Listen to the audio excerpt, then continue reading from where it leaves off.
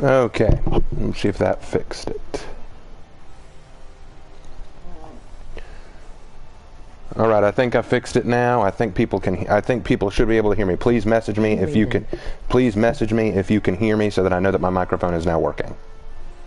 Defend the walls. I think it did. I can hear you. Excellent. Okay, that's good. I'm glad to hear that. Okay, so back to what I was saying. So I said this earlier, so I'll say it again. My favorite game mode. Wonderful. I hear you good. Good. Thank you, guys. Loud and clear. I regret saying that now. Okay, so my favorite game mode in all of For Honor is Breach mode, and the reason why is infinite, but I just want to say that mostly it's because it requires strategy. In medieval warfare, sometimes armies would fight out in the open like what you see in Dominion or, you know, skirmish, but in reality, quite often what would happen is it would come down to siege warfare. You'd have one army hiding out in a castle, trying to hide behind the walls, and then another army would rush it, trying to take the fortifications. And to me, that's always been a very interesting aspect of warfare in medieval Europe and Asia. So what I want to do is I want to take a look at Breach mode, talk about how accurate it is, how close to real it is, and talk about what they could do differently in Breach to make it more realistic, and talk about the real truth of Breach and medieval siege tactics. So we're going to dive in, and I'm going to go ahead and say that I'm going to do player versus AI. I do play against other players, but the problem is two things. Number one, I'm in a place where the Wi-Fi isn't that great, so I'm worried about disconnections. And two, because it gives me a chance to wander around the map a bit more and look more at the map and see what's going on. So here we go. Let's go ahead and get into it.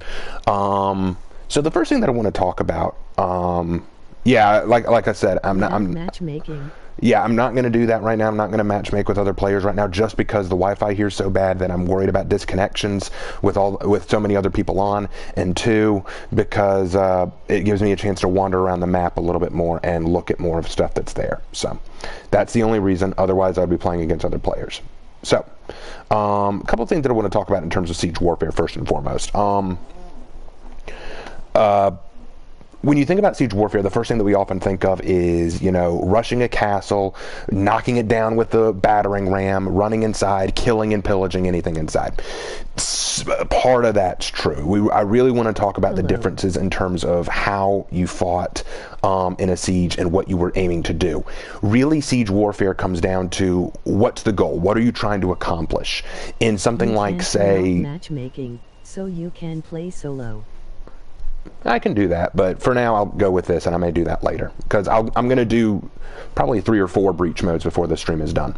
But in like, say that there's something like the Crusades, when you're moving from one place to the other, you're trying to take a castle and then move on. You want to take it and then keep going. You may leave people behind to hold it or set up a new Crusader state, but you usually want to keep going.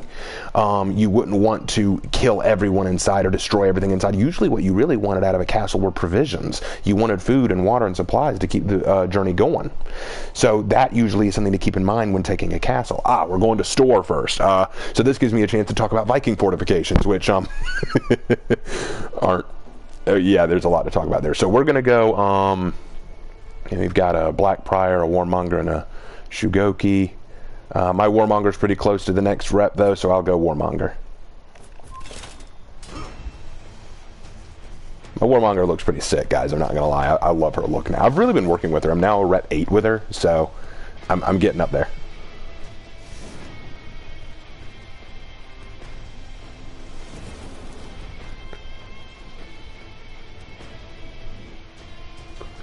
And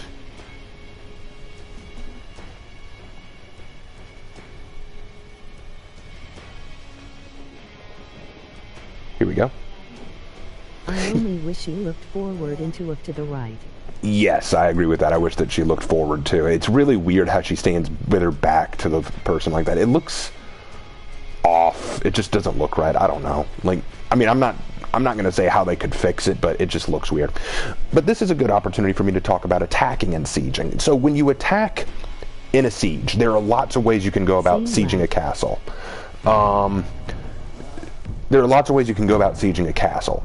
One way is what you're looking at right here, which is the battering ram. If you can find a weak gate or a weak part of the wall to rush, you can usually break it down with a battering ram to get inside easily. The benefit of this is a battering ram is a great way to get inside quickly and make the wall come down fast. The problem is it creates a small opening, which honestly, yeah, a small opening allows them to funnel you in. Just look at something like the Battle of Thermopylae to see why that's a bad idea. You don't want to just have an easy funnel access point, and whoa.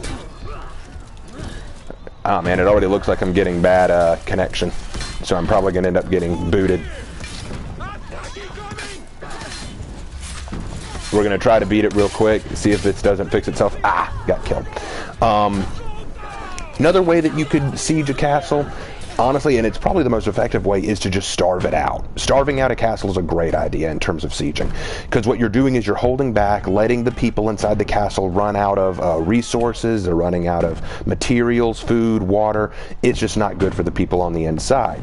So you can wait outside and let that just naturally take place. Sometimes what you might even do is take trebuchets or catapults and launch, you can launch dead bodies or animal carcasses over the side to spread disease.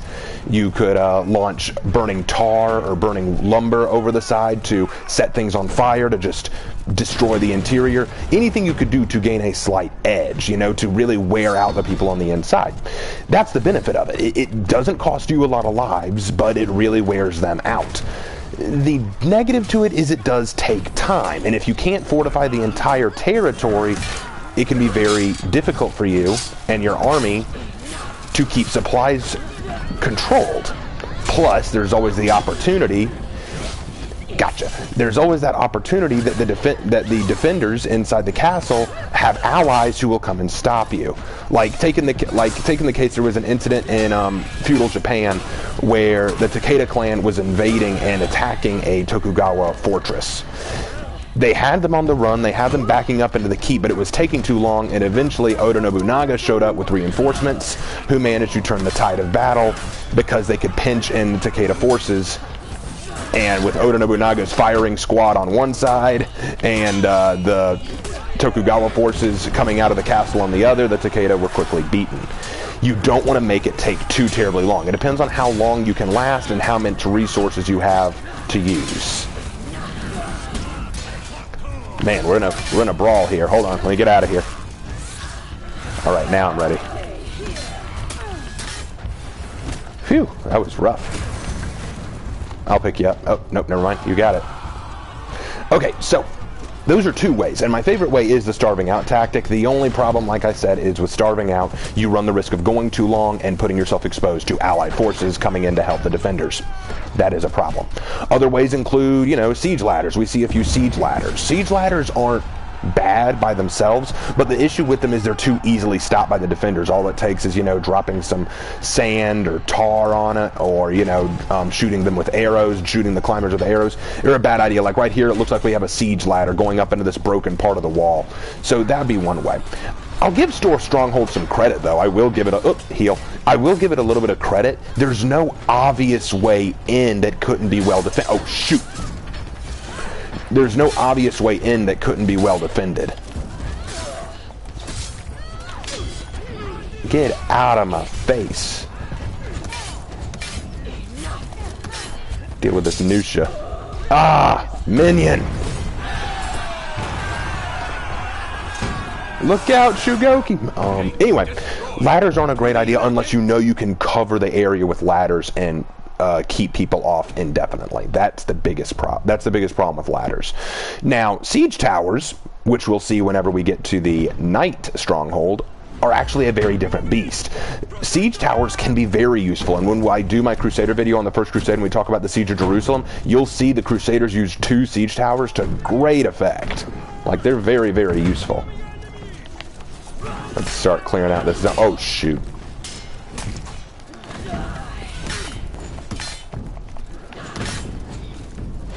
And, oh, how did you dodge that? You good? Oh, shoot. Give me a second, guys. I don't like fighting these guys, so give me a second. Come on, Zanhu. Come on, Zanhu. There we go. And toast. Can I just say that execution is very satisfying? I like it. It's not my favorite of her executions, but it's satisfying. Alright, so let's talk about this too for a second. I want to talk about this too. As you notice in Breach mode, you have kind of a phase thing going on. You enter through the initial gate in the first phase, and then you make it into the outer keep. This is the area of the outer keep. And I like this because some castles did have this. They did have layers of protection, you know? You had to break through different parts to get to the innermost keep, where would be the sanctum, where, you know, the leaders would hide out. Now, Viking fortifications probably didn't look much like this. This doesn't look like what actual Vikings would have. Vikings, most of them were coming kind of out of the Dark Ages, so they wouldn't have super high structured stone mason protection like what we see here. They would probably have more wood and, wood and light mortar protections. Usually what you'd have with Viking or Nordic fortresses is they'd usually build their villages on, no, stay away from me. Yeah, I turned the table. And die.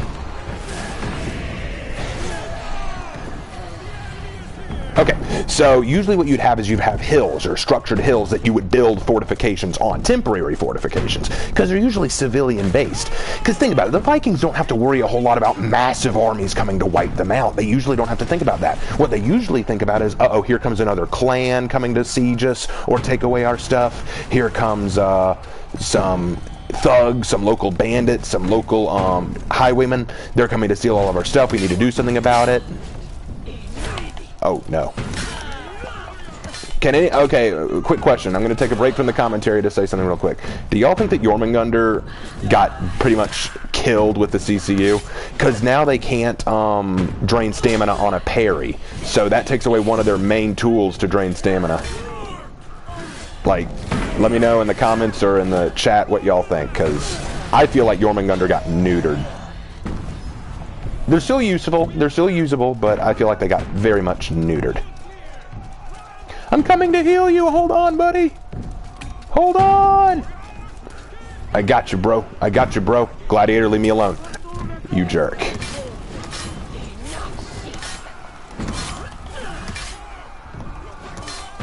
Bashes still take out stamina. Yeah, I know they still do, but... here we go. I know they still do, but the parrying was my way of draining stamina. I love just sitting there for a minute, waiting for them to make a mistake, parrying, and not watching that stamina drop to the floor. That was my method with the Jormungandr. Oh, no! Not good.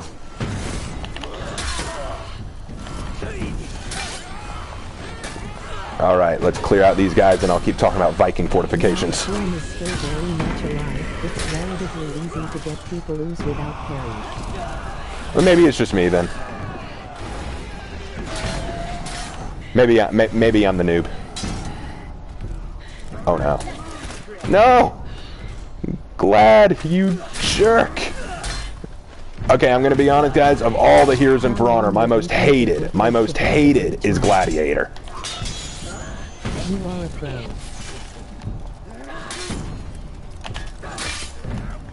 I'm not gonna lie, Gladiator is my most hated. I always do poorly against Gladiators.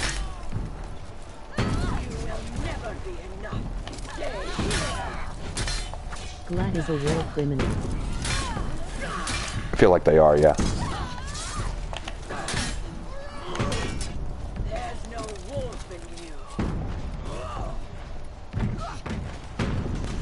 Okay, nope, you're not reviving. Viking fortifications usually were temporary and usually built on top of civilian areas. There are some fortresses or some forts that you might see in Viking culture, but there aren't a whole lot, and there aren't long-lasting ones like what you see with the knights. Like, you see castles from the Gothic age of Europe still standing to this day because they could last so long. They didn't require constant upkeep. They were pretty good in standing on their own. Viking ones, though, not really. They were more temporary. They were usually just quick wooden palisades thrown up to protect essentially hills, essentially small territories of homesteads. I'm not saying that they were poorly done, far from it, just they weren't as big a deal as what you might see with the knights. They weren't on the same level. Let's kill this guy so my teammates will stop focusing on him. There we go. But I love my teammates. They're doing fine. They give me the chance to do this live stream. Yeah, this like this right here. Look at the way these parapets and walls are built. This is not Viking era. This is more what a knight would do. This is more a knight fortification than it is a Viking fortification. What I will say is very nice about it is how it's built into the environment. Notice the way it's built into the rocks like this. What would the Guardian do in historical? The Guardian, sometimes, like, you may have really strong warriors that stood to defend a castle or fortification, and those warriors might be what you see in the Guardian, but there's nothing really historical to say about the Guardian. The Guardian is just a nice piece of tool that you can use in a breach. Oh, this. Okay, I want to talk about this too. They're apparently dropping burning coals, which is fine. At first, when I first started playing Breach, I thought it was oil, which would not be historically accurate. You really wouldn't want to drop oil on your enemy because oil is a commodity. It's something you want to keep and hold on to and use yourself. You wouldn't want to waste it by dropping it on an enemy. Usually what you drop on an enemy is something like like hot sand, hot tar, maybe even scalding water, not oil. You really wouldn't want to waste your oil like that. Oh, sorry, man. Didn't mean to hit you. I apologize.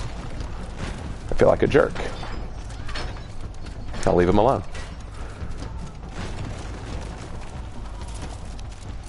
More ladders. Cool.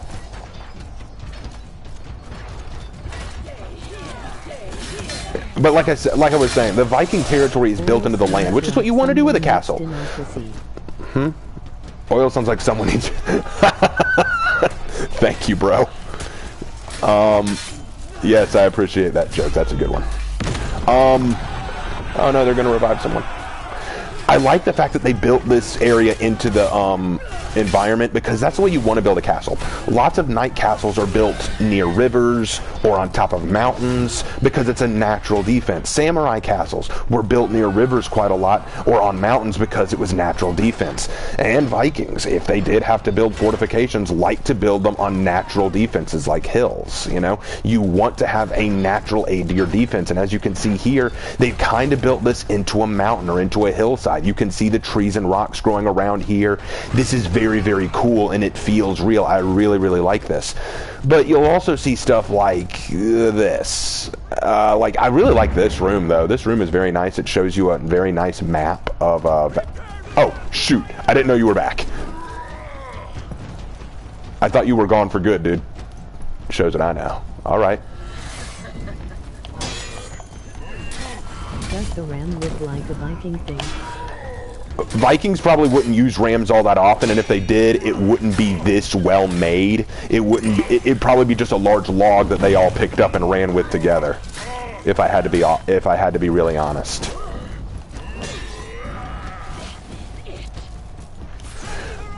There were cases of Viking sieging things. Just look up the siege of Paris. Vikings did try to siege Paris at one point, which was pretty crazy, but they failed in doing it.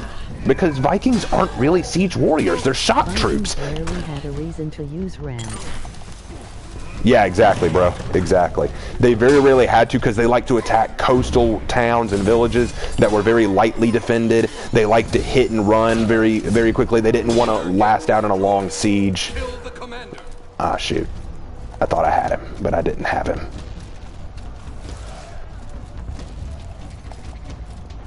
Alright, let's catch up. Ooh, a ballistae. Very cool. Yes, there would be ballistae in some knight fortifications.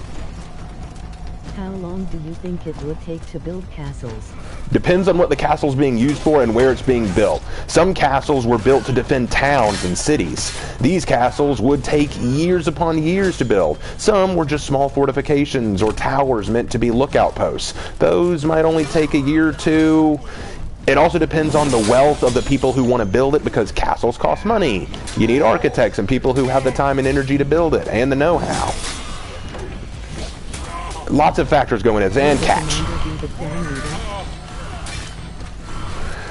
The commander here might be a clan leader. They never make it clear exactly what he is, but yeah, I mean, clan leaders or jarls would probably defend their people. Probably wouldn't look like this. Ah, thank you. Appreciate that. Avasti Lari. Oh, dodge. Got it. Also, castles would be renovated over time. Oh, guys, I also want to add my brother is on this live stream. He's in the chat under Post Commodore. He's double checking behind me to make sure that I stay historically accurate. Appreciate you, bro.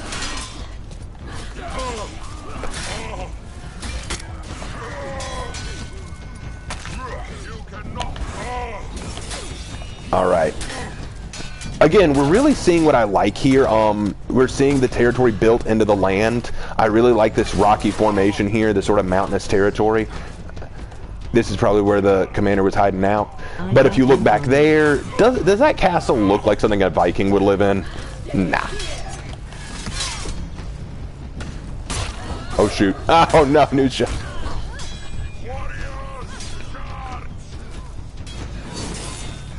But yeah, so in conclusion about Viking territories and Viking fortifications, you wouldn't see Viking fortifications and forts of this level or caliber. If they existed, they would be quickly thrown together, very basic, effective, but basic. Which castle is better fortified, Japanese or knights? Depends on what kind of fortification we're talking about. What is your favorite hero? When we get into Japanese versus knight fortifications, we will talk about which one was better, and you can make that decision for yourself. And what's my favorite hero? That's so mean. I hate that question, because there's so many that I like. That's why I play all of them.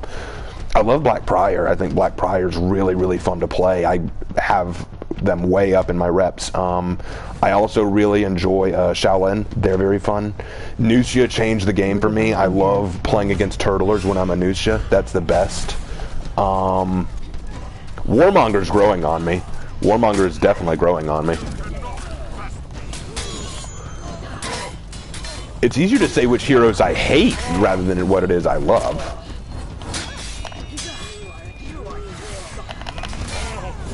The best path of castles. Would a Viking have bombs? Ooh, good question. Me and my brother were actually talking about this just the other day. So, all right, so we won that one. So, hate the most? Okay, so let me try to answer all these one at a time. So, Viking bombs, no. They probably did not have bombs. Knights, might have, but they probably would have been more reserved for foot soldiers rather than, you know, like the knights themselves. Knights probably wouldn't need them as badly. Vikings, though, no, they would not have had bombs. Samurai did have bombs. They had bombs and guns. We'll get into that another time. But I'm tired of bothering those guys with my voice, so we're going to go to a non-matchmaking party. This way I can pick the castle a little bit easier. And yeah, PK is hard to use, especially after she got so badly nerfed. That makes me sad. Samurai, Kazan's castle, great. Okay, this is going to let me talk about samurai fortifications, which is going to be fun. Who to go in as we're attacking again? Not even the fire bombs. Fire flasks probably were not a thing. I'll be real honest. It would be hard to make that a thing. If they did exist, they would not be as effective as the explosive shrapnel bombs that we see from the knight or samurai era, because they're fire bombs, and fire is not as effective as you would think unless directly touched.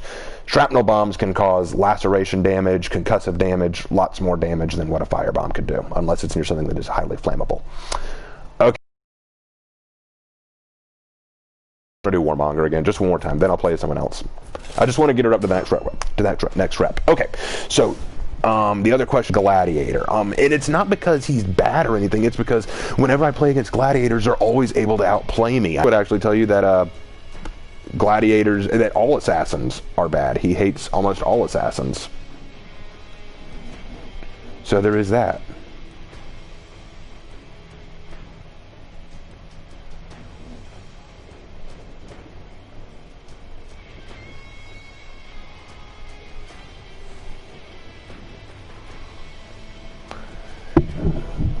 Everyone still doing all right? They can see my screen okay? Honestly, I'm not very sure with Viking feats. Were there traps a Viking feat? Oh, bear traps? Sure, Vikings might have used bear traps, maybe, sorta, kinda. Well, the thing that bothers me is we don't see a lot of Vikings with bows and arrows. They would have had longbows. Vikings would have had longbows. Okay, let's talk about this. One thing that I want to talk about, especially with the samurai fortifications, is look at what you're seeing around us. Look at all this. A reference to Greek fire used by the Byzantines, so the Vikings might have seen it if they worked for the Bargain. Okay, so one thing that I want to bring up here is, oh shoot, I don't want to play with you right now. Hitakiri, I'm busy. I'm busy! Leave me alone, Hitakiri. I have things to talk about. Okay, so a couple things that I want to talk about with the Samurai Castle. Smoke bombs like in the game? Samurai Castle, the word for castle in Japanese is shiro. And there were actually, wait, did someone just sneak up behind me? No. Okay, so, in this town you're looking at, this village or town you're looking at is called Jokamachi, Jokamachi, which basically translates to town under the castle. Quite often in the Edo period, when castles were being built, the samurai were living in a time of peace. So merchants and artisans became very popular because the samurai wanted to spend money to look really fancy and ornate. And so these merchants and people would build their towns and shelters around the castle to help get money, to make some bucks, to live under an impressive daimyo. So what we're looking at here is actually something that might have existed in history, you know, people building their towns or fortifications around the castle, around the daimyo's home. You can make a custom map and tell us the map without robots. That's true, I can do that. I don't often do this with For Honor, so yeah.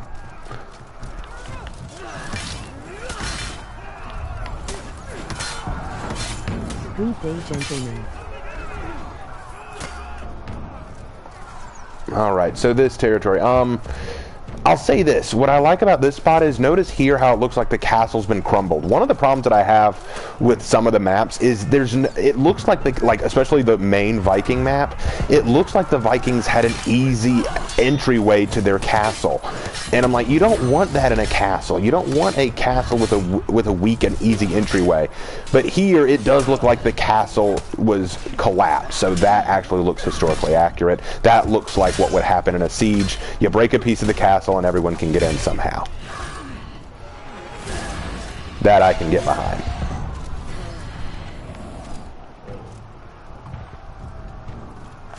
Hey, Shinobi. Alright, so let's look at some more of this. Oh, I like that. Look at this right here, guys. That right there is a path or walkway. Samurai fortifications often had these. In fact, they had different levels in their walls that you could travel through. The different levels allowed you to get to different parts of the castle very easily.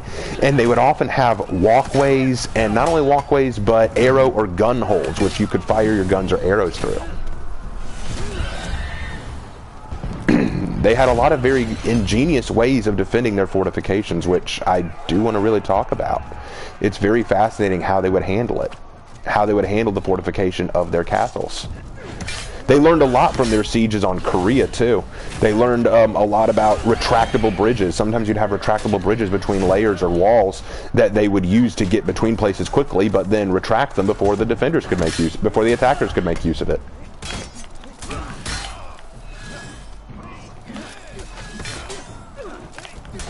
Ah, shoot.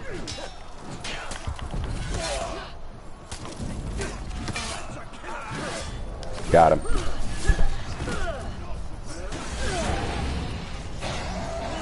All right. Shinobis sneaking around my Japanese castle? I don't think so. Off with his head. Alright, we're going to make our way through this very quickly, or as quickly as we can. Now. No. No, no, no. Now, this whole thing about capture the flag, we see that there is a flag in the game that the characters make use of to defend their ram or their walls. So a question is raised, is there a way to better defend your ram or walls? Well, there were.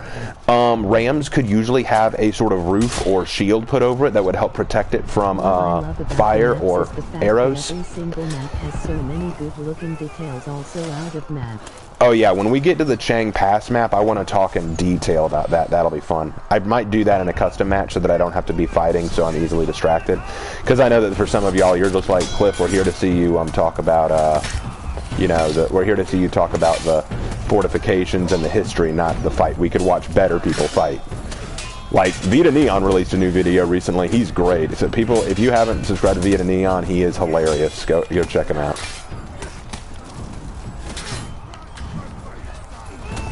Let's heal this guy. I do like the fact that there's so many samurai on this map now. We've got an Orochi and a shinobi fighting on our side. That's sweet. They've got a Hitakiri. I know they've got at least one shinobi. I don't know what else they have. We've got a Law Daddy though, so we're actually doing good. I really care about the map details.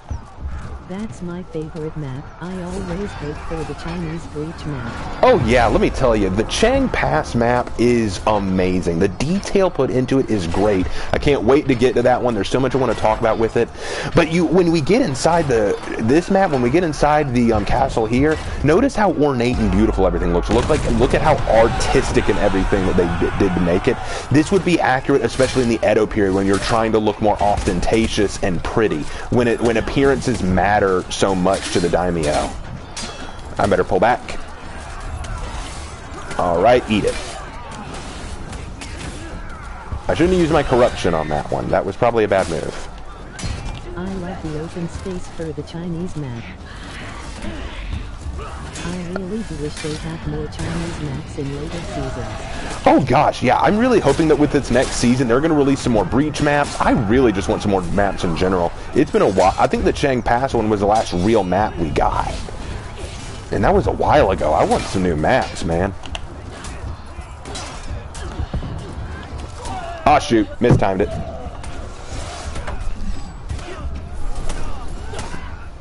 Also, guys, I'm really glad that y'all been enjoying my Crusader series. If y'all have been watching that and keeping up with that, I really appreciate that. The new video's almost done. I'll be releasing that as soon as possible. You and me both.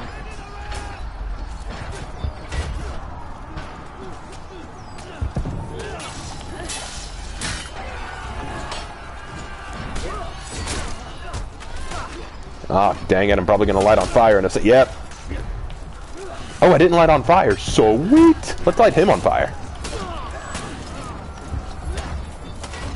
All right, let's go heal. I got to heal up. Oh, and in case you're wondering, no, in most castles and fortifications, there would not be a healing zone like this where you magically heal your health. That would have been cool, though. I may need to look into the history books and see if anyone didn't develop something like that.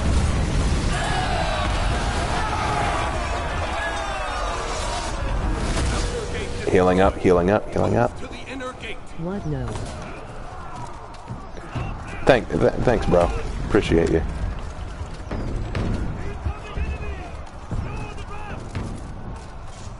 All right.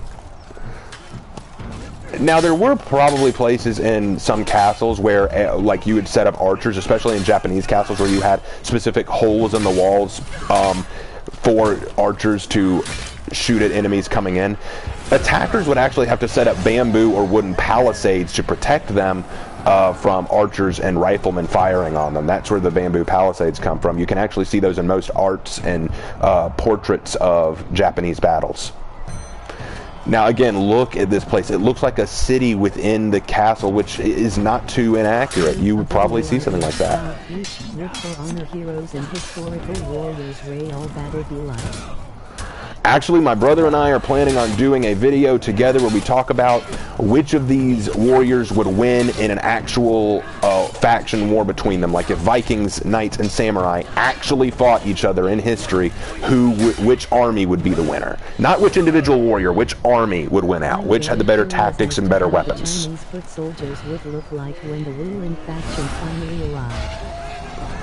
Probably look something like the Terracotta Soldiers. That's probably what they'll go with.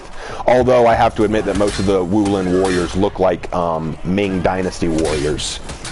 And the Terracotta Soldiers were not Ming Dynasty. I like how as the ram moves further into the zone, we see pieces of the map get destroyed or attacked. Like the dojo's lit up in flames now. I think those healing zones were a thing in history battles, the lazaret, buildings or tents for injured soldiers. Ah, well, if we're talking about tents for injured soldiers and stuff, I'm talking about magical healing spots. You can't get away from this, warmonger. Come on, ninja. Look at me. Look me in the eye. Tell me what you did wrong. Tell me what you did wrong. Now get out of here. I'm a lad. All right. Let's see. How far along is the ram? Oh, we need to keep pushing. We need to keep pushing. And slap. Oh no. Insurance doesn't cover magical healing. Out of curiosity, would the Chinese affect the theoretical matchup between the Vikings, the samurai, and knights? Oh yeah, the Chinese warriors would definitely change it up. Chinese were particularly good at warfare. The Ming Dynasty especially. The Yuan Dynasty before them, very much so. Ah, shoot. Chinese understood war on a very fundamental level. They would have been very interesting in this matchup, but I'm not going to include them just because the question has been raised for a while: samurai, knights, and Vikings, who would win? And I want to keep it that way. I may do a different video on how the Wulin would throw that off, but right now it just appears that the Wulin are trickling into the map, like they're kind of coming in a stream, so they don't have an official faction presence. One question. Are you fighting a whole team of bots? If yeah, I do it also if I play Breach. I'm playing against bots right now because I'm concerned about the connectivity of the match, because the Wi-Fi here is not that great, and I'm also playing against bots because that way I can more freely move around the map and look at the things I want to without players running in and messing with me. And also because I don't want to bother other players on my team by hearing me talk to you guys consistently. I'm sure I probably annoyed a few people in that last match. Revenge on the Hitakiri. Alright, let's get these things moving, guys. Come on, get the lead out. Okay, some people are probably going to ask, were rams used by the samurai? Yes. But they wouldn't have looked like this. This setup for a ram looks way more like what a medieval European would use. With the katana and shield like how the samurai Minio. You would almost never see a samurai wielding a katana and a shield at the same time. That would not happen. Shields were very rarely used by the samurai. You would probably see if you did see a shield, they'd probably be using a Yari spear to go with it. They would not use a, they simply would not use a katana and shield at the same time. Mostly because katanas are two-handed weapons.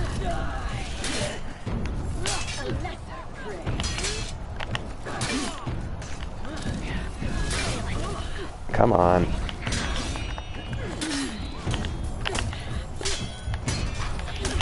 Ah, I almost got the revenge. Dang it. I'll tell you what the most annoying thing about Breach, though, is that ram conductor just constantly screaming, "Move the ram! Protect the ram now! Defend the ram!" And I'm always like, would you stop? There was an Okinawa sword and shield, but the shield is a turtle. Okinawa and its weapons I usually keep different from the, wait, are they fighting the commander? Oh my gosh. I'm coming, you idiots. Bots, you should know better than to fight the bot commander. Oh god. Well, I don't know. Lawbringers seem to be doing an okay job. Oh yeah. Keep the ram moving. Protect the ram. Clear the ram area.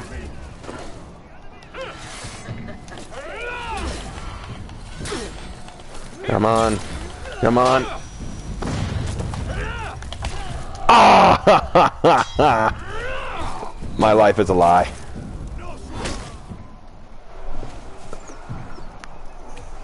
had him too. That's what sucks.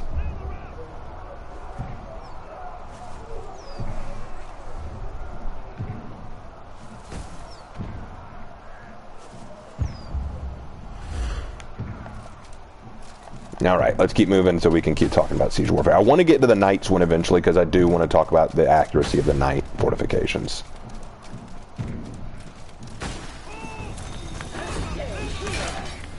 And kill the Shaolin. Done. Would you like photo made for honor? You should be kicked him in the nuts. Is your life a light profile leaders who have lost the will to fight? Like peace? Yes, you are correct. Get on your face. Ow, now I'm on my face. Nope. I don't know what it is. When I play Shinobi, I blow. When I play against bot Shinobis, they're amazing.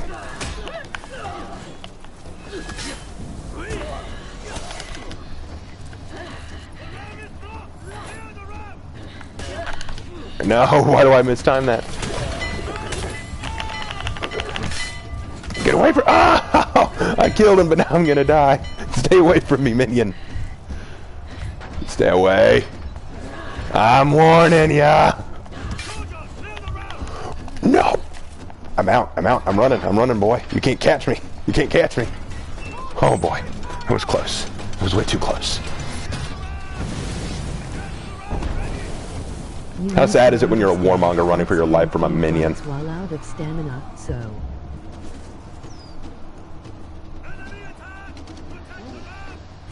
Would it be likely that there would be knights joining the samurai, the Vikings joining the knights, samurai joining the Vikings at dinner?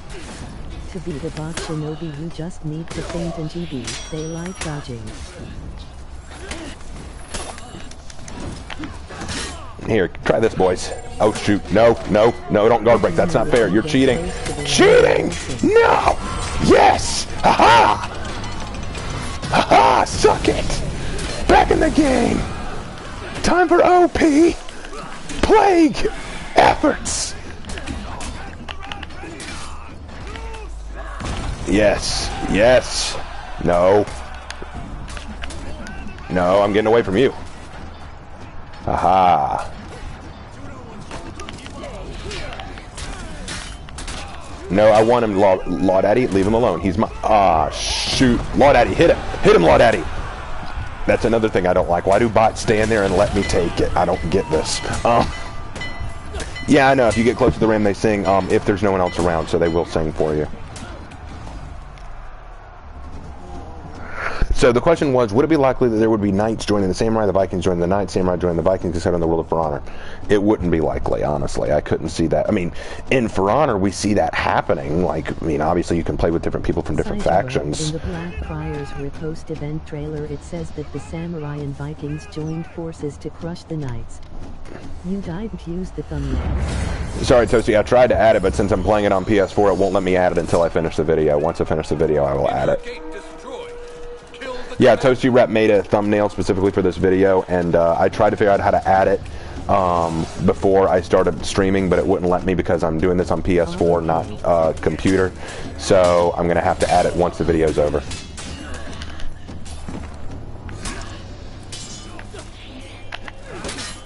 Lolak, how about when bots lock on minions and hit them one by one? By the way, the Vikings and Samurai Alliance was in Westfall. That's wrong, by the way, what the guy before said. Alright, got him in the throat. Good.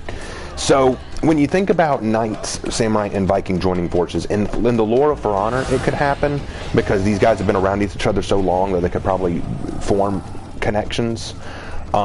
In the real world, Vikings became knights in time, and samurai are probably too stubborn to give up their traditions to just join the knights outright, and they usually didn't form alliances that easily. Extremely close proximity allowed for at least some bleed over in culture, at least in this universe.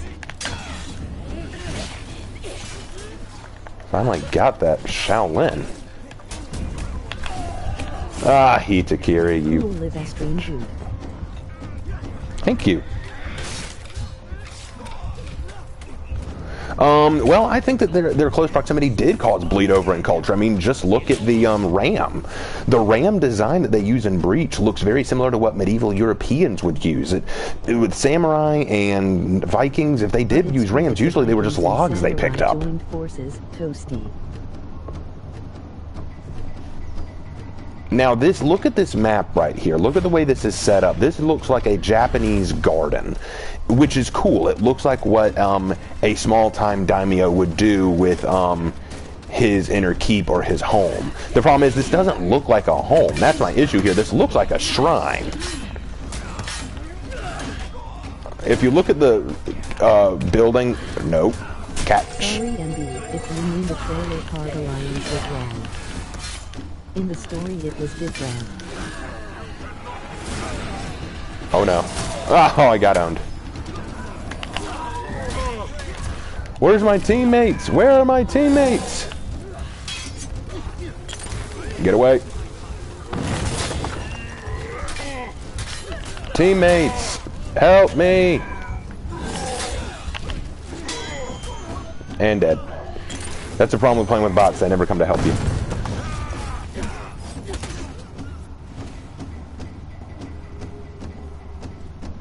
Oh, now they come help. Thanks, guys. You're the best. You can see them running around like little ants, just running around. But yeah, this is a beautiful Japanese garden. But if you look at the building behind the commander, that big old building back there, it looks like a shrine of some kind. It doesn't look like a house. It doesn't look like a castle or a home. This looks more like a fort rather than a castle. Would a heavy sword strike would knock you down in historical? Depends on where it hit and with how much force. The lore for this map is that they worshipped the fire gods. Eventually a city was built around it. It got said, the samurai and Vikings joined forces. They crushed us from all sides.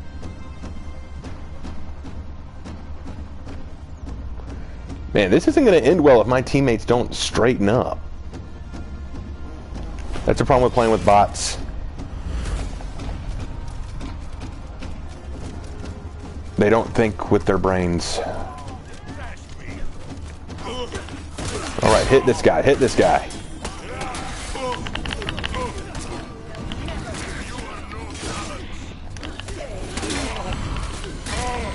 Come on, keep hitting him. Will ever give us samurai armor that's made of metal and is historically accurate? I don't know, I hope so, but I'm not holding out any hope. It looks like they're sticking with the wood thing.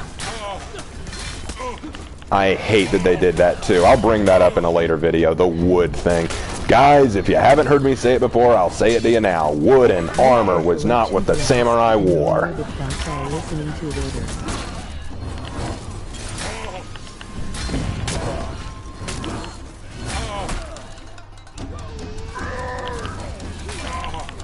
Come on. Oh no. Aha! Ah, so close. Someone hit him. Thank you. Alright, that took care of that.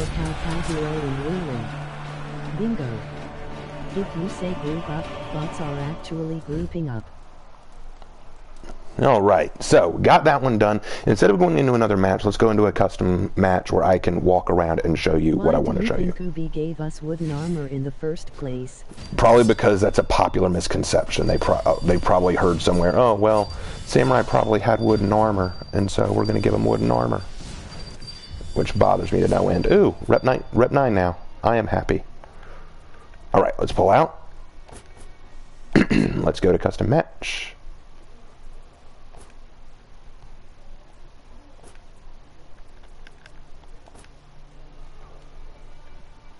Changing rules. To LOL.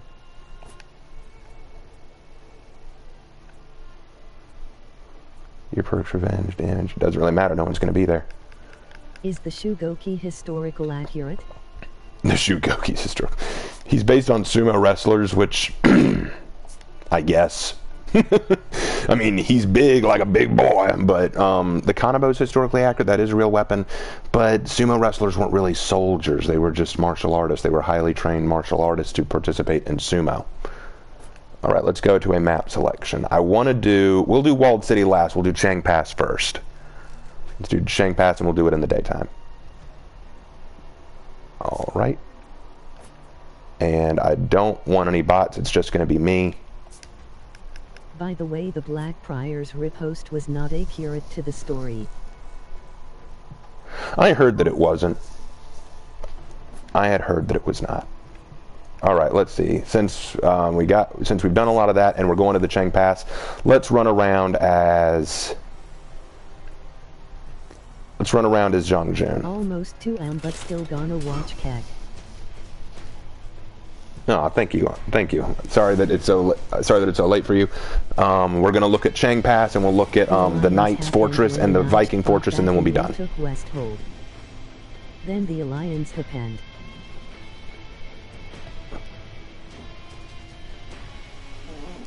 It feels weird looking at the screen with no one else there. I like it. I hope y'all saw my video on Guan Yu. That was a fun video series to make. I really enjoyed that, and a lot of people seem to like it. So the Shugoki could be real. The Shugoki, well, he wouldn't have been that big. Japanese people probably were not that tall, but oh, hello.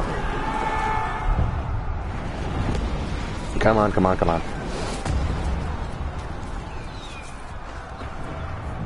All right, so let's take a look at Cheng Pass. It's almost 10 am where I am. So look around at this. First of all, look back there. Do you see all that going on? That is what would look, that's what a real siege might look like. And there's something else to be said for attacking sieges like that. There's something to be said for attacking sieges like, or attacking armies like that. You have a massive army coming. You have a massive force coming. This is going to cause psychological terror in the defenders and what they see coming. It's a big deal. It's going to scare them, especially as they're running out of resources. Now, if we look up here, this looks like the Great Wall, but it's not the Great Wall. It's, what we call it. You know, the Chinese have the Great Wall. This is the somewhat okay wall of the Wulan. Also, these trebuchets set up. You wouldn't see this on the wall of China. You wouldn't see trebuchets like that on the Great Wall. The trebuchets would not be there. Still looks cool though. Got a ballista there. I don't know what that's doing here. I don't think the Mongols or Chinese ever developed ballista. Trevatnan is a part of the story, or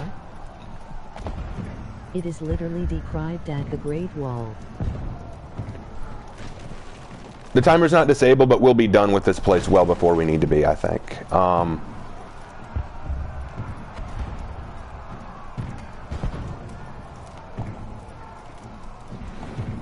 Just look at this. I love the look. I love the way that this place is built. It looks beautiful. I also like this here. I'll show you. I'll get over there. I don't like the ballista being there, though. They wouldn't have a ballista. Look at the area around us. Look at how beautiful that is. This is absolutely gorgeous, and I love the way it's built up the mountain, just like the Great Wall of China was. This is absolutely gorgeous. I like the fact that this area was destroyed by catapults, so that's how our army's able to get in here. Let's keep the ram moving so that we can break through this thing.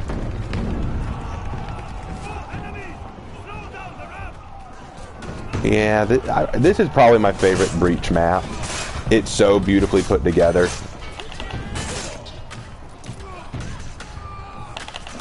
And the nice thing is, I don't have to worry about bots getting in my way in this custom match, so we can get through much quicker.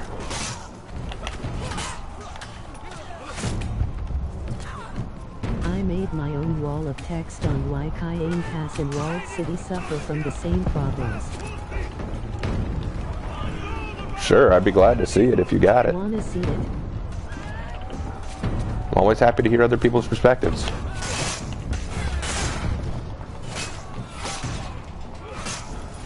Let's get through this so that we can see the other side. I'm worried that if I go to the other side, it'll start killing me.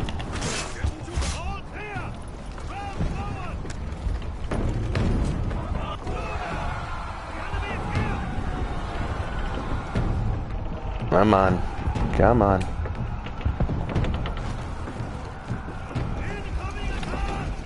We go heal. Let me go grab the flag, plant it, and then heal up. Yes, you bleed to death because magic. Bleed to death because of magic.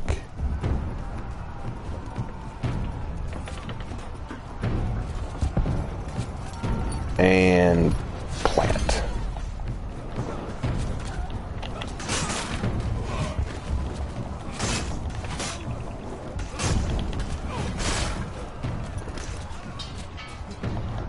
on, get through. There.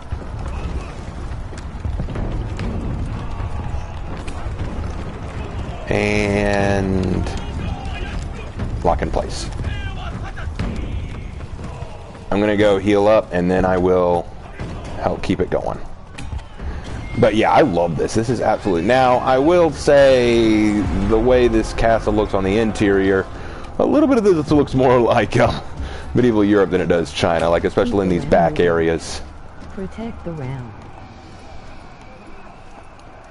Oh, they stopped the ram moving, huh? Alright, let's get it moving again.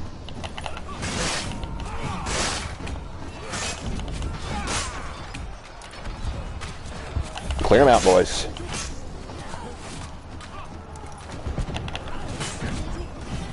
And keep moving. Break that wall open.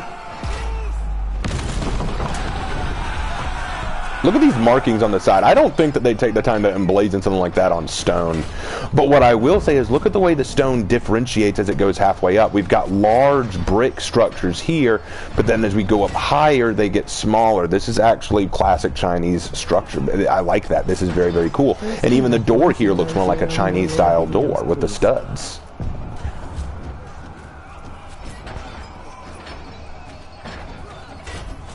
To start with King Pass and Walled City, as they suffer from very similar problems, namely in that they are too large. King Pass main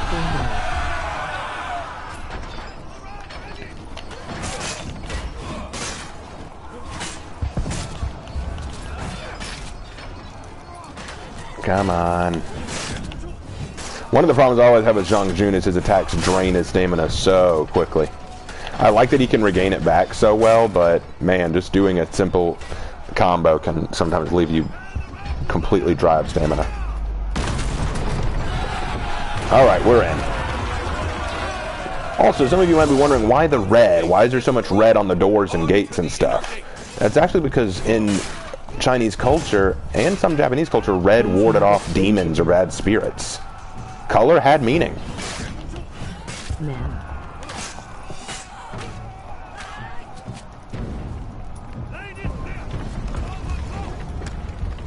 Alright, let's take a look around. I love the structure of that building just up ahead. That is gorgeous. I'm not as versed in Chinese history and culture as I am Japanese, but even I can appreciate a lot of this. Look at this, dude. That is... I need It's to terrifying. send it somewhere because of the character limit. Let's see. Sacred tree over here. Very, very cool. I don't like the fact that the enemies get a free guard break while in Sifu stance. Everyone's seeing there. There's Guan Yu standing there with his awesomeness. Love it. Gotta love my Guan Yu, man. Just look at this. This is the amount of detail that they put into all this. Because most people have probably never even seen half of this stuff. Oh, there's JJ again. Hi, Guan Yu. To battery. Hope I can see the VOD later. Bye. Do you have like a Discord or something? No, I am doing a new bit, by the way. Excellent. Y'all hear that, guys? Toasty Rep is doing a new video. So, if y'all have not subscribed to Toasty Rep, go do so. Because he makes really great videos. I really enjoy his content. If you are subscribed to him, look forward to what he's coming out with soon.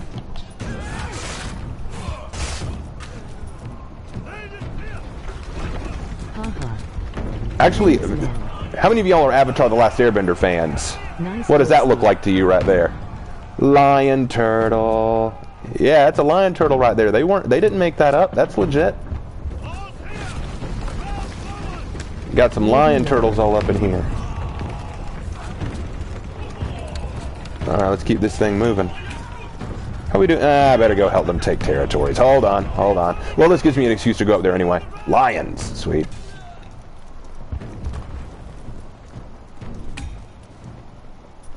No, it does not give me powers, though I wish it did. Does it give you powers?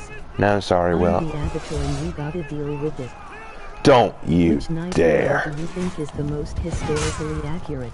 The most historically accurate night? Well, it depends on which period of history we're talking about.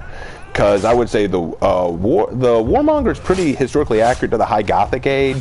The Lawbringer's historically accurate as well. Warden is mostly historically accurate to the, I'd say, 14th or 15th century.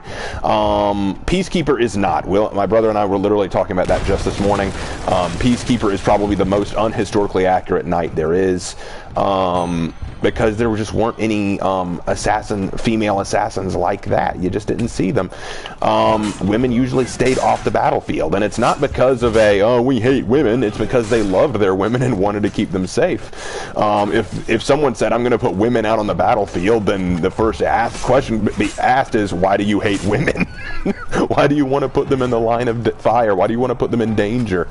You really wouldn't see women running out with sword and dagger fighting like that, so they're probably the most historically inaccurate.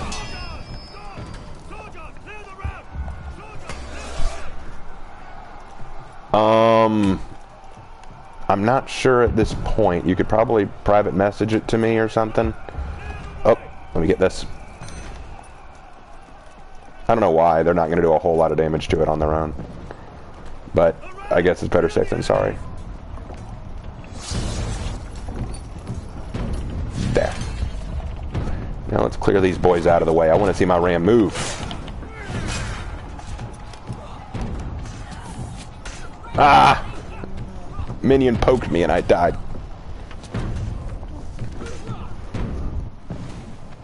Anyway, ooh, good bird's eye view. I love this bridge portion right here, this side bridge going on right there. That's very cool. That's very beautiful. And I think that's what I can say about Chang Pass. Whether or not it's historically accurate, they did a great job with the beauty of this place. It looks very oriental. It looks very lovely, especially the Ashfeld version. And look, if you look from here, you can still see the mountain going with the wall going up it. For a faction that is kind of trickling its way into the For Honor world, they've really established themselves with this map. It really looks like they've really put themselves in the map. The minion was tickling your beard. Yeah, it was. They've really put themselves into the map in a big way. All right. Where's the other blue? There he is. Kill him, boys. I don't know why I got to do everything. Leaving Grandpa to do all the work. Look at these massive drums. War drums, I would say. Haldea one private message on YT. You could also send it to me through my DeviantArt account. You could note it to me that way, if you have a DeviantArt. I would like see Greek hero. Maybe a Greek hero would be interesting, but I feel like the best we're gonna get there is the Roman.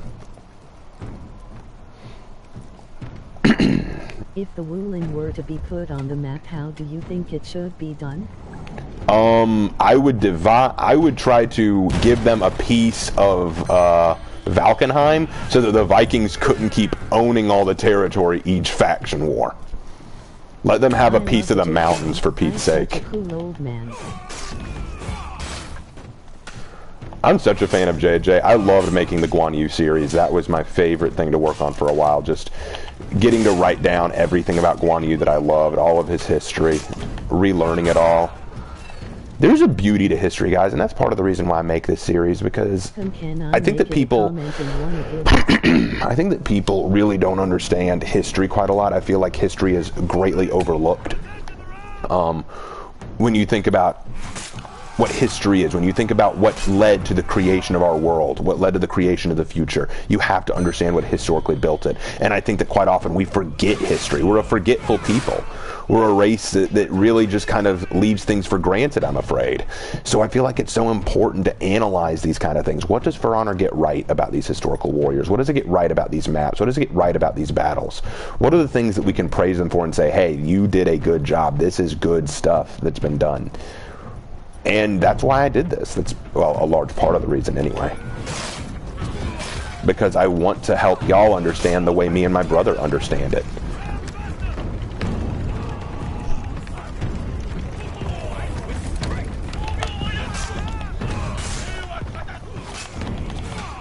He would be fine with that. Yeah, you can make a comment on one of my vids. Sorry, I didn't read that at first. I was talking at the time. Make it a comment on one of my vids and I will read it. Alright, let's break open this wall.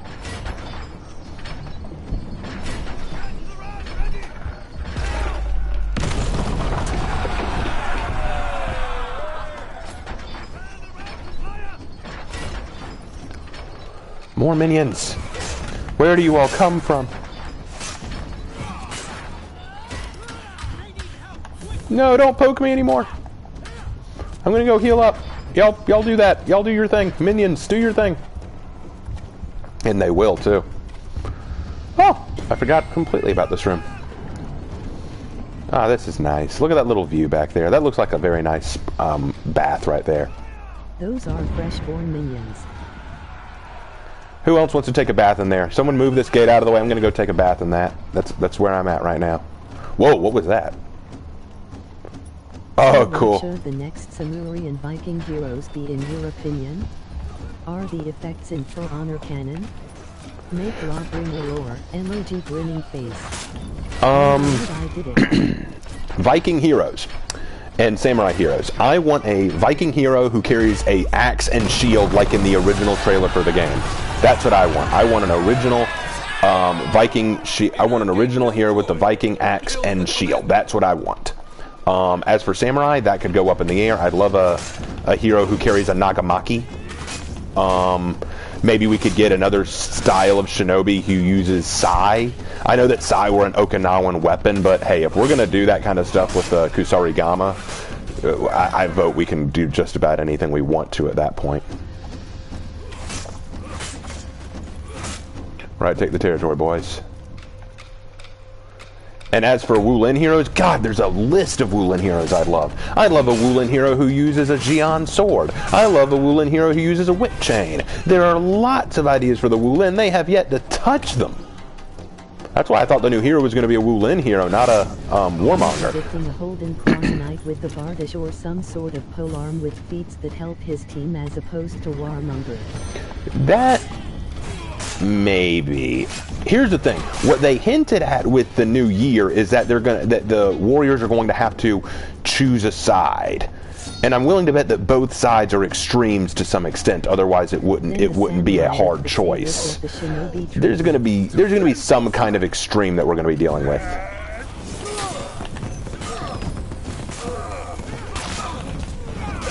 Let's do a little bit of damage to this guy. The nice thing is I have 19 tries to take you down, big boy.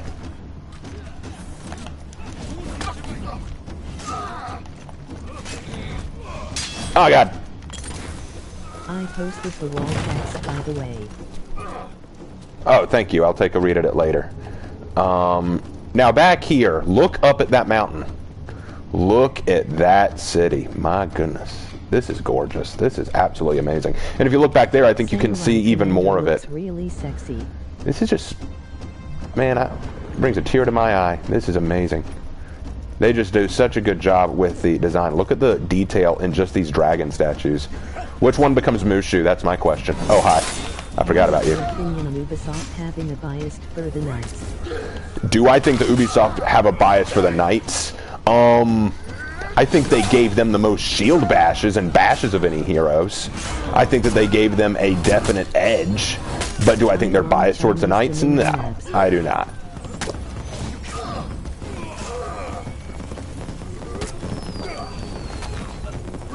Because in the faction war, the Vikings win every single faction war. What was the scythe used for in Europe? Incurious, I just don't know. The scythe was used to cut grain and to cut crops. Oh, you mean, was it a battlefield weapon? No, not usually. You would have a battle glaive. That's probably the closest you'd get, a glaive. But a scythe? Probably not. You usually wouldn't see those. You are no challenge. I mean, it looks cool in anime and in Grim Reaper stuff, but I highly doubt you'd actually see a real scythe on the battlefield. Now, do I think that they should add a hero who uses a scythe? That'd be amazing. That'd be really cool. Neo 2 managed to do it.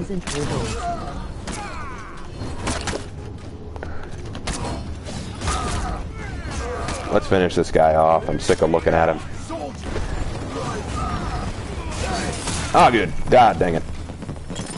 Because they have the most amount of people, it's a flawed system that doesn't punish bandwagoning.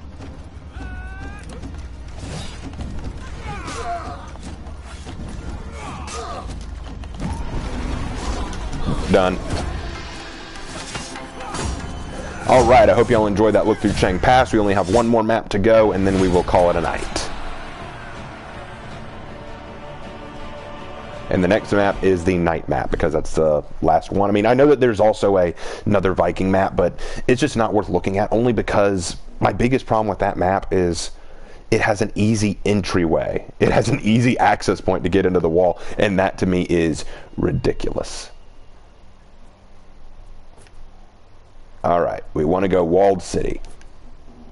Gonna go Dawn again.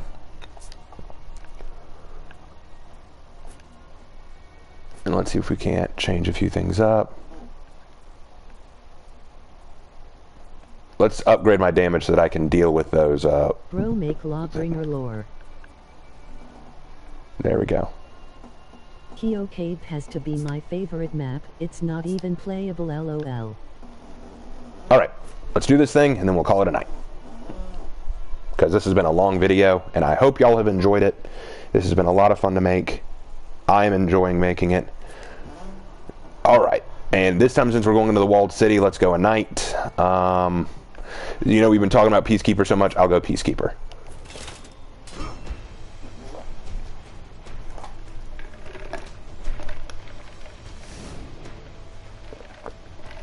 Can you do those map analysis also with Dominion maps? Because I think nearly every Viking map is on the same island. What's the strongest map yet? I will talk with him about it, Toasty.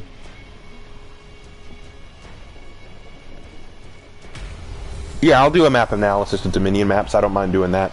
Sorry, I had to get something to drink. My throat was hurting. I'll definitely do some Dominion map analysis right now, but right now I really wanted to talk about Siege Warfare.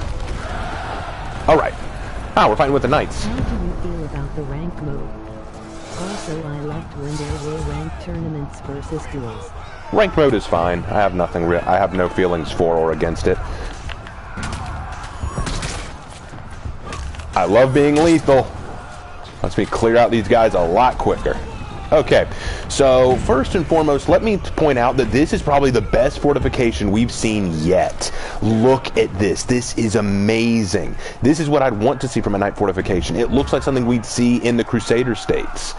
And look at this massive army coming up towards it. Just imagine what the defenders must feel as they see that. But that's not even the best part. Look at these two siege techniques we see. We see a siege tower. This is a siege tower. Something we'd push up. You can see the wheels here. Something you'd push up and get up close to the wall so that you could climb up it and get inside. I wanted to know if you are going to do map analysis of Dom maps. I am. I'm going to do that. But here's the other one that I want to point out. This is something that a lot of people may not know about, but I love it. There was another way to there was another way to do a siege.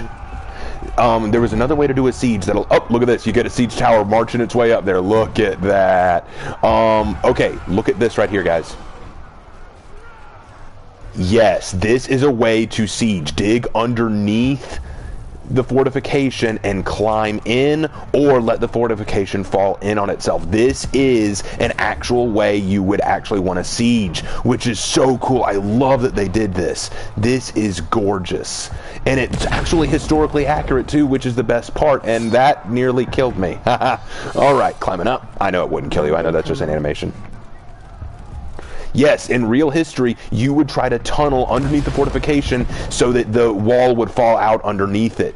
Is that not cool? We leave that kind of stuff out in history when it's something that we should be studying. It's so awesome, the ingenious ways that they would use to tunnel or break into a siege map.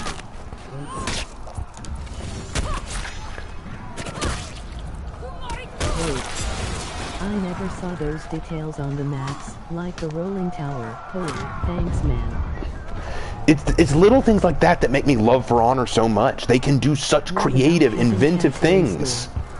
Are they strong? The Kazan Castle, look, all the fortifications are strong in their own right, but this just takes the cake. The way it's built, the way it's structured. This feels like what you would actually want from a fortification or fortress. This feels great. And the way it all looks with the palm trees and everything, the desert-like feel, it feels like this would be from a Crusader state. Like something you'd see maybe in the, maybe Third Crusade, maybe even First Crusade, if I'm being honest. When I first saw this map, I thought it was Jerusalem. I've never learned about that.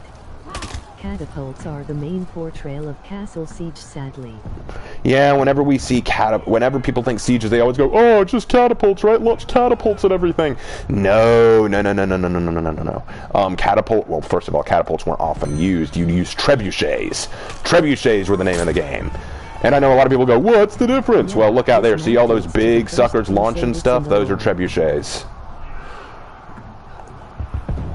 This is just amazing. Okay, let's get down there and help the ram move forward so that we can talk about what's on the interior. That's not cool. Open up your dang siege tower. Let people out. Okay, here we go. Whee! Let's get the ram moving, boys. Come on. Come on.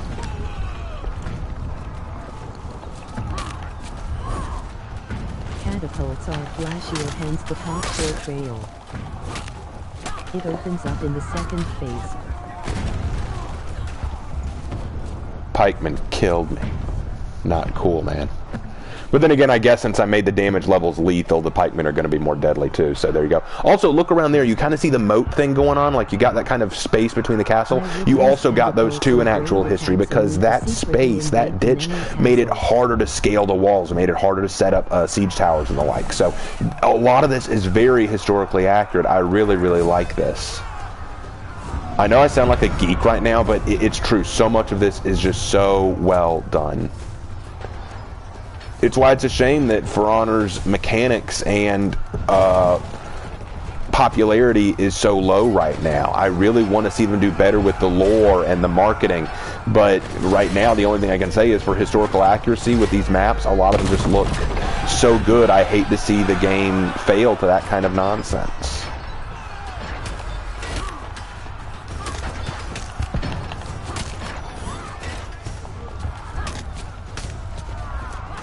There we go. Clear them out. All right, let's go. Let's go. Come on, push it, push it, push it.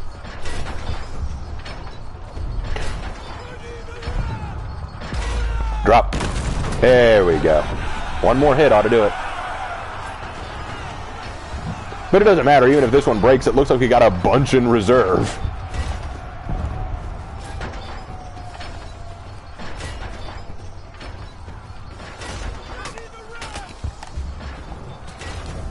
And breakthrough.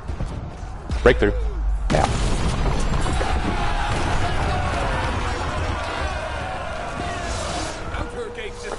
Alright, let's see the interior of this place. Notice how the fortification seems to go deeper into the castle, but let's see if there's anything outside of it. Alright. Yep, we see the castle wall up there. This runs along the inside of the castle wall. Let's kill these archers. Get them out of our way. Done with that. Set up our own archers. Very cool. There's a trebuchet set up there. I don't know how accurate it would be to set up a trebuchet on the wall like that, but hey, it's... I would use those big attacks only to invade the enemy's castle secretly from another side. Wasn't a popular strategy just to starve everyone inside the castle till they either died or surrender. Yeah, we talked about that earlier. It's called the starvation strategy, and it was a popular way of doing it. A wide range of attacking.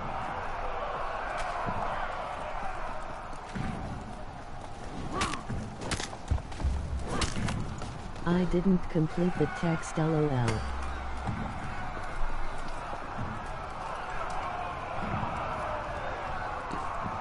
Alright, let's see. More wow. I never even noticed that lift before. Oh, kill this guy. Very cool. Okay, so I'm really liking the setup here. Oh, look at that. Remember me talking about building castles into the fortification? A lot of knight castles were built on mountains because that would give it a natural defense. This castle appears to be built into the cliffside, which is really cool. And look up there. See the elevation of that portion of the castle? That would normally be the keep right there because that's the best place to defend. It gives the besiegers a wide range of attacks.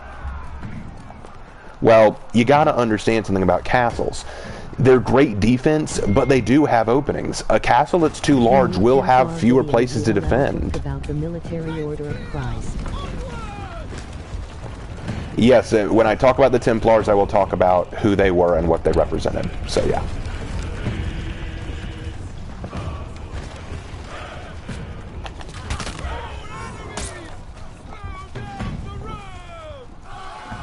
They're moving quickly enough. Let's go ahead and take this territory.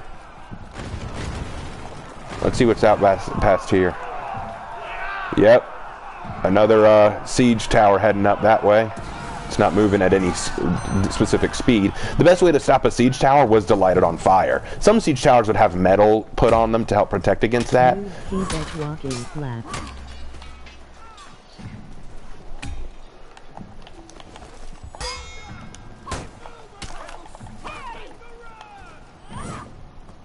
All right. I like that my light attacks now kill everything. That's great. I love that. He was edge walking. Bigger castle, more defenders, more resources to maintain. Correct. That is exactly right, Phantom Dragon. The bigger your castle is, the more stuff you have to maintain in the interior, the more it has to be protected. Bigger castles didn't always mean better. It just meant you could fit more people into it. But the problem is that means that it's harder to defend all areas.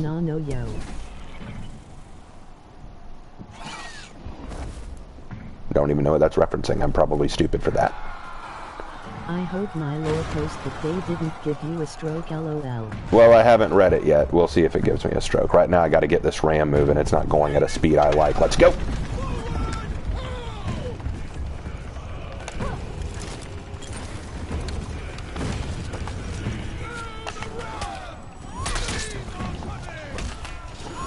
There.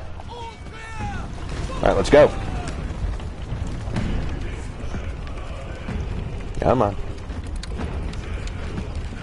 This ram looks nice too. I don't get the reason for the spikes on it though. Don't know what that'd be used for.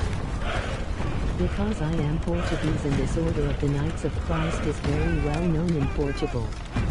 Keep in mind resources will go faster the more people in an area. Correct. I find it funny that the samurai minions are more protection.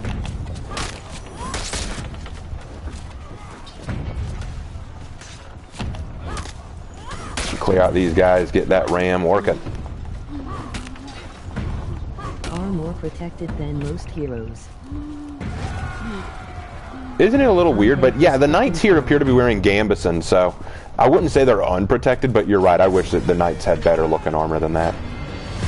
Before I continue to help push the ram, I want to show y'all one other thing. Check this out. Yeah, this looks like where knights would secretly meet, right? Oh, shoot! Ha! Suck it. Suicide bomb.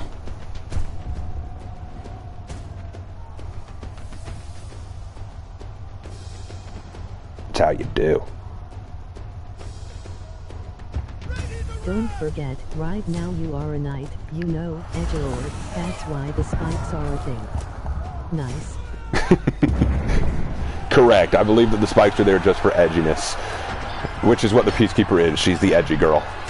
I really like Peacekeeper, which is why I hate the fact that I have to call her out for not being historically accurate at all. But God, is she good looking. Maybe it's just me, but I love the way the hood looks. I love the way her hair looks. Just as a good look for her. I probably will not change it. She just looks good.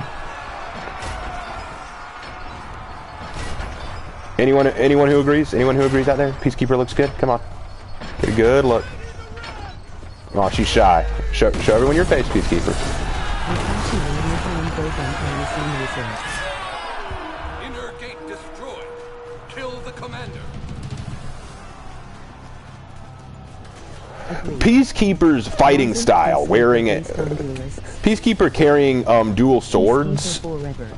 Peacekeeper carrying dual swords is based on dueling, but there were no actual peacekeepers in real life. Plus, dueling with dual wielding swords for duels was intended just for duels, not for full-on war fights. I understand why. She's a cute girl laugh. Oh gosh, Peacekeeper's the best. I love her look. She has the best look. Nucha and Nobushi are a close second.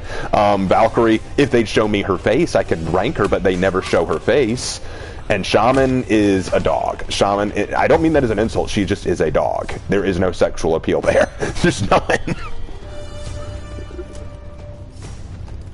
Motto Shinken and Itadasi. Now look at this. I love the way, again, this is built into the castle. This is built into the mountain. Video also provided a link to a forum that expo. Salmon.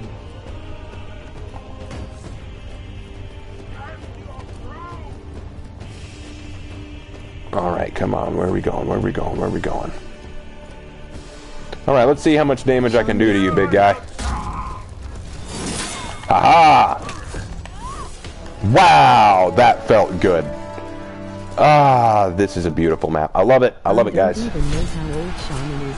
Some people say she's 1-4 or something in the lore. She's 14? There's no way she's 14. God, scary. Okay, guys. Well, I think that just about wraps up this live stream. That was a lot of fun, though. I hope you guys enjoyed. What kind of lore are you reading, my dude? I hope you guys enjoyed. This has been a lot of fun to make. I hope y'all learned a little something new about Breach and about sieges in general and military history. I hope to do something else like this. Please leave in the comments. I How think old is Peacekeeper? FBI wants to know your location. Some people says she is 1-4 or 1-6 in the lore. this is my fan base. Please leave your comments about what y'all would love to see me do next time. Hope to live stream again sometime soon. Look forward to the next Crusader video coming out. And hope you guys enjoyed this. I hope y'all enjoy what comes next. Thank you guys for watching. For the stream. Have a great night, dude. Yep, have a great night. Thank you so much for coming on. I will see y'all later. Take care.